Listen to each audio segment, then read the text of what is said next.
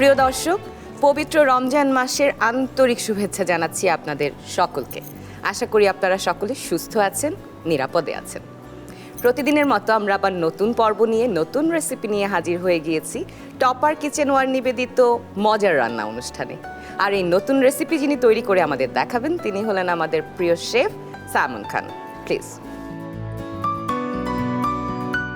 কেমন আছেন? আলহামদুলিল্লাহ ভালো আছি, আপনি কেমন আছেন? আমিও ভালো আছি। তাহলে আমরা আজকে কি খাচ্ছি ইফতারে? আজকে আমরা টক দইয়ের ঝোল দিয়ে একটা মাছ তৈরি করব। আচ্ছা। এখানে আমি কিছু ইনগ্রেডিয়েন্টস রেডি করে রেখেছি। যেটা আজকে যে ইনগ্রেডিয়েন্টসগুলো ব্যবহার করছি, আদার পেস্ট ব্যবহার করছি, মরিচের গুঁড়া, হলুদের গুঁড়া, রসুনের পেস্ট, একটা হাফ টমেটো আমি কিউব করে কেটে রেখেছি। এখানে ধনিয়ার গুঁড়া আছে, তারপর আছে লবণ, 2 পিস ফিশ নিয়েছি, যে কোনো ফিশ, হ্যাঁ যে যেটা পছন্দ করে। সাথে হাফ কাপ টক দই আছে, ফ্রেশ কোরিয়েন্ডার, ধনিয়া পাতা, এখানে জিরার ফাঁকি আছে, পেঁয়াজের পেস্ট করা আছে, এখানে আছে আমাদের তেজপাতা, সয়া সস এবং আছে আমাদের গ্রিন চিলি।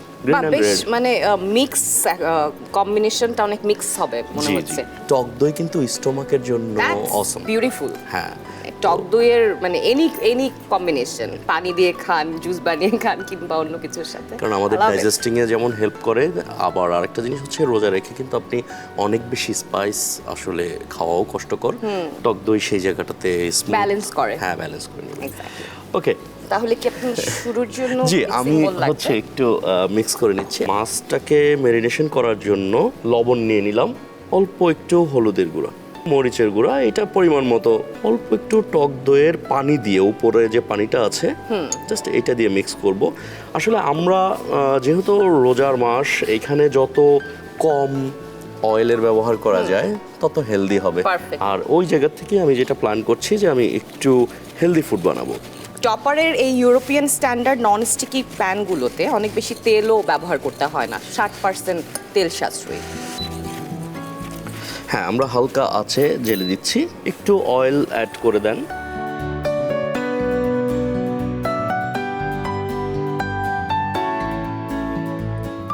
ওকে, এটাকে আমি একটু হালকা গোল্ডেন কালার করে ভেজে নিব।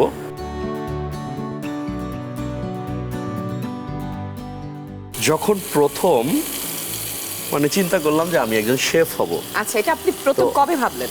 এটা ইটালিতে থাকা অবস্থায়। তো যখন এটা আমি আমার মায়ের সাথে বললাম, তো মাও ইটালিতে ছিল, আমার ফুল ফ্যামিলি ওইখানে।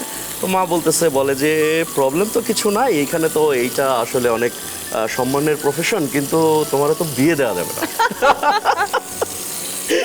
আমি বললাম কেন বিয়ে দেওয়া যাবে না কেন? পরে বলে আসলে বিয়ে করাইতে গেলে তো ছেলে কি করে জিজ্ঞেস করে, তো ছেলে তো ডাক্তার হইতে হয়, নয়তো বা ইঞ্জিনিয়ার হতে হয়, এইরকম কিছু ব্যাপার থাকে, তো তুমি বাবুর্চি হইছো, এটা আমার মনে পড়ে এখনো যে ব্যাপারগুলো আসলে আমাদের এটা কিন্তু ডিসিশনগুলো এত সহজ ছিল না। একদমই, আমাদের জেনারেশন পর্যন্ত অন্তত বাবা মার ডিসিশনই আমাদের ডিসিশন। হ্যাঁ হ্যাঁ, এখন বাচ্চারা অনেক ফ্রিডম উপভোগ করতে পারে। এখন তো আসলে ওরা বোঝে যে দেশে বিদেশে এই জিনিসটার কতটা প্রয়োজনীয়তা এবং কতটা গুরুত্বের জব এইটা।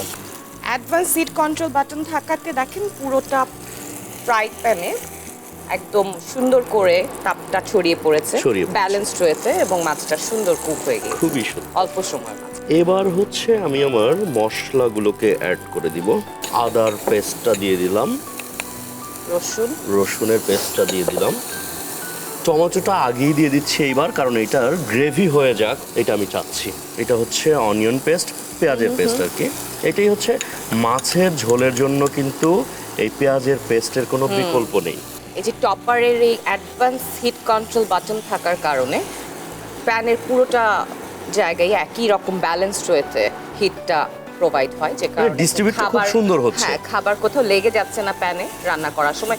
এটা কিন্তু খুব ডেঞ্জারাস, যে মাছ যদি আসলে প্যানের সাথে লেগে যায় তখন আর ওটার কোনো সৌন্দর্য থাকে না এবং রান্নাটাও কমপ্লিট হয় না।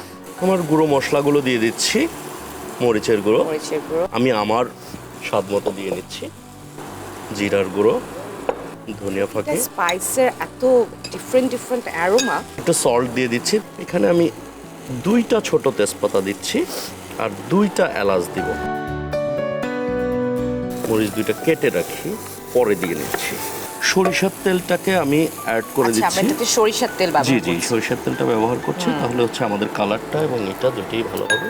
সরিষার তেলে আলাদা একটা ঝাঁজ থাকে, এটা মাছের সাথে তো খুব ভালো যায়। আমরা এখানে অল্প পরিমাণে পানি অ্যাড করে দিচ্ছি।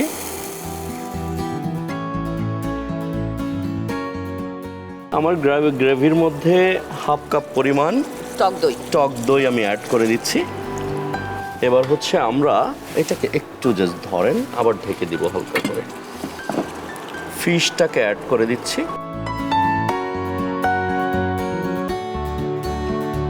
এবার আমরা আবার একটু ঢেকে দিচ্ছি। রোজা আমাদের ধৈর্য ধরতে শেখায়। আমরা ধৈর্য ধরে অপেক্ষা করি ইফতারের জন্য।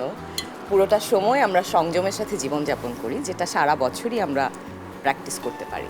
কিন্তু মজার ব্যাপারটা হচ্ছে এখানের প্রত্যেকটা রেসিপির জন্য আমাদের অত ধৈর্য ধরতে হচ্ছে না।